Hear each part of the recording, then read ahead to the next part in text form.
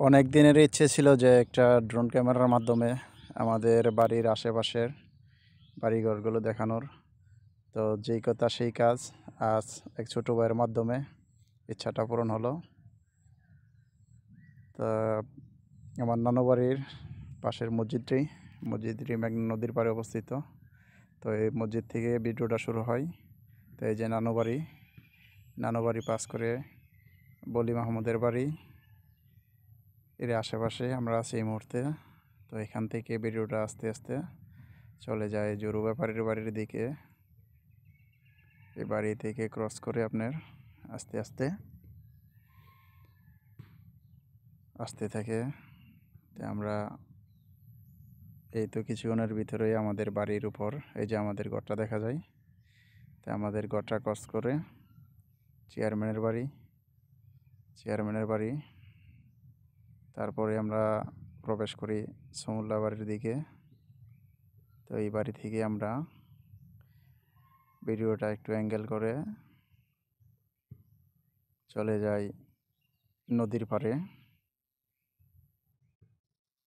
তো সমুল্লা বাড়ি শেষ করার পরেই আমরা খন্দকার বাড়ির উপর দিয়ে প্রাইমারি স্কুলের দিকে রওনা হয়। এই যে প্রাইমারি স্কুল, খুবই সুন্দর একটি স্কুল, নদীর পাড়ে অবস্থিত। নদীতে একটি ডেজারও দেখা যাচ্ছে, এমনকি ট্রলারও চলতেছে।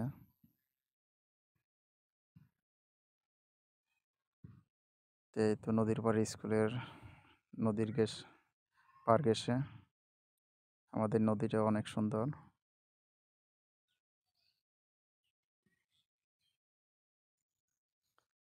এই যে মেঘনা নদীর পাশ ঘিরে অনেক গ্রাম, অনেক বাড়িঘর আছে।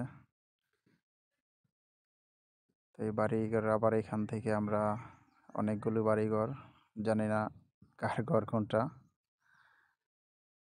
এখান থেকে অনেকক্ষণই ড্রোন ক্যামেরাটি উপর দিয়ে ঘোরাফেরা করে।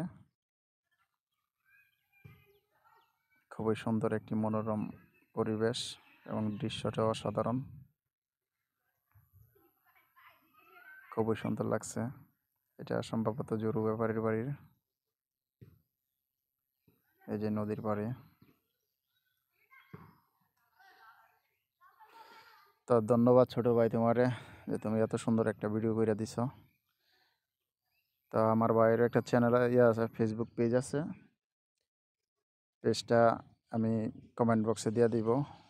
আপনারা চাইলে বাইককে নক করলে ভাই অবশ্যই আসবে, আইসা আপনাদের আশেপাশের ভিডিও করে দিবে। তো ভাইয়ের পেজটাকে একটা ফলো এবং লাইক করে পাশে থাকেন। ধন্যবাদ সবাইকে।